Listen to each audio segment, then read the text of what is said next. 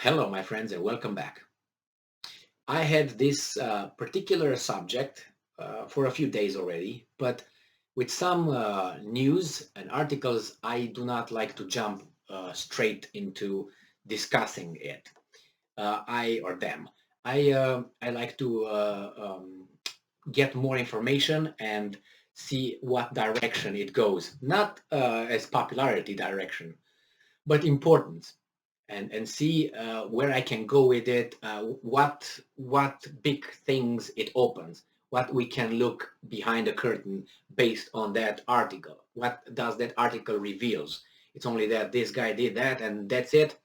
It's not very, it's if you see behind something more behind all this and you try to analyze in this little context a bigger picture. So in this case, I also had some suggestions and requests from some of my friends, and thank you very much for that, who are very interested in this particular subject. And this particular subject has to do with the killing of the Al Jazeera reporter by allegedly by the Israeli military in a raid in a Palestinian city.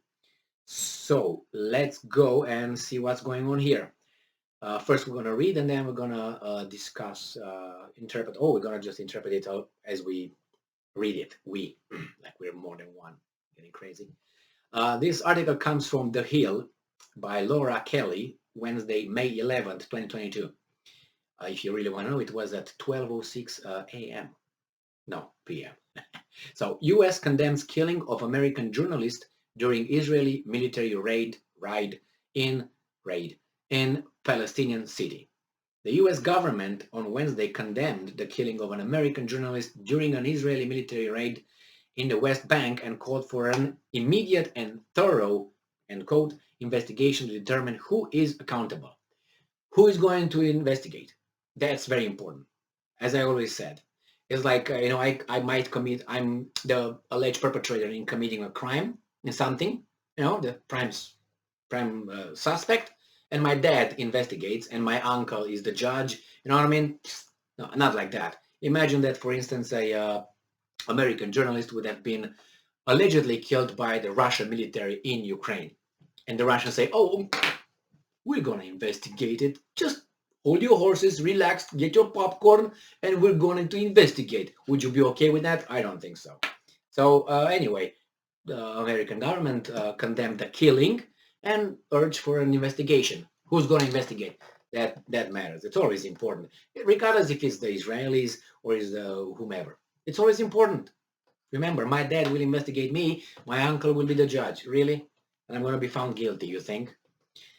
So, State Department spokesperson Ned Price said the death of Shirin Abu Akleh represent an affront to media freedom everywhere. Yes, but the thing is this. You are an investigating journalist, or whatever you are over there. You are in the middle of something. Things can get violent. So you already know that you can expose to yourself to danger. I'm not saying that's a reason to be, boom, boom. But accidents, could happen, and very well, like in previous other situations like this, when journalists, lost their lives or were injured, the investigation concluded that, it was an accident. What are you going to do? Accident, and he was in the middle of a situation, exposed himself or herself, and what are we going to do about it? So I don't know what they will determine, what the investigation will determine at the end, but it's all right. So White House Principal Deputy Press Secretary Karine Jean-Pierre, she's French, Karine Jean-Pierre, echoed Price's comments, telling reporters about aboard Air Force One, that the administration, I'm quoting, strongly condemns the killing of the journalist. Yes, Jean-Pierre, mademoiselle or madame, which one? Oh no, she's LGBTQ plus minus subtraction and logarithm. Okay, sorry. Jean-Pierre did not say whether President Biden planned to call Abu Akleh family. Now, I don't have any dog in this thing, but I don't think that the president should call a reporter's family because the reporter was killed in the somewhere. I mean, I don't think so. But they expect that. It seems like it's a given. I mean, you just think that we have a U.S. president who's very busy, or should be at least. He is going to take of his time 2 minutes or 3 minutes to to speak to a family and offer condolences and so on. And just think about it. What these guys are asking this guy to do in the middle of a war in Ukraine? Are you crazy? So uh, I'm not trivializing Abu Akleh and so on, but we have to keep the proportion though. So he was killed. Abu Akleh was shot and killed while covering an Israeli military raid in Jenin, a city administered by the Palestinian Authority in the West Bank. Israel has launched an investigation into Abu Akleh's death and called for the participation of the Palestinian Authority. Excellent. I like that. So guys, you want to participate? Come over. We do it jointly. Joint investigation. That's great. And he says, which has refused. So the Palestinian Authority refused. Why would you refuse? You say, no, I'm coming, but I would like France to send investigators, Russia, China, and a few more. Okay? Are you okay? So I don't know what's going on here. Why would you refuse? Okay, whatever. The Palestinian Health Ministry blamed the Israeli military for the journalist's death. Okay, let's find out. Israeli Army Chief Lieutenant General Aviv Kochavi said that the army could not yet determine whether Abu Akleh was hit by Israeli or Palestinian gunfire. The Associated Press reported, walking back an earlier statement from Israeli Prime Minister Naftali Bennett, that the journalist's death likely came from gunfire from armed Palestinians. Okay, the Israeli Defense Forces said it was conducting a counterterrorism operation in the West Bank city when tens of Palestinian gunmen fired at and hurled explosive devices towards the soldiers. End quotation, end quotes. And soldiers responded with gunfire. There were no injuries among Israeli forces, according to the Israeli Foreign Ministry. Abu Akleh, 51, was a veteran Middle East journalist who reported for Aljazeera Arabic language channel. That's why when I said he, I don't think it's a he, it's a she. She was reportedly shot in the head. That's not coincidence right there. Someone aimed and boom. You want a bat?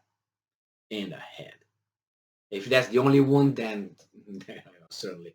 So this is what happened here. And then it says here that, wait a second. So Al-Samudi told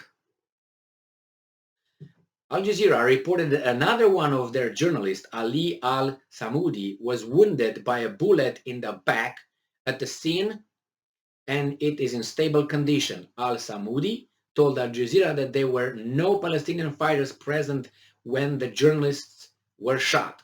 And I'm quoting, "We were going to film the Israeli army operation and suddenly they shot us without asking us to leave or stop filming," Al-Saudi told the Qatari-based news outlet. And I'm quoting, "The first bullet hit me and the second bullet hit Shirin. Then there was no Palestinian military resistance at all at the scene." Whew. So this is this person's testimony.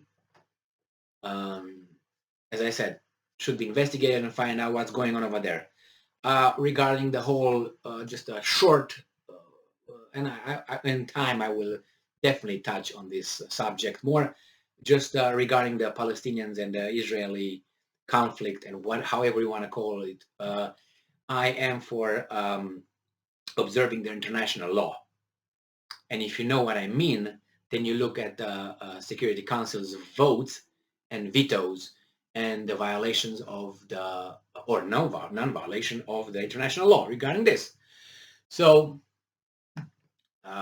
you know what I mean. So thank you very much for being with me again today. Stay strong, stay smart, look for the truth, and be just. And it's unfortunate that journalists, they have such risky jobs, but in this case, you're in the wrong time and wrong place. It didn't mean that you had to end like this.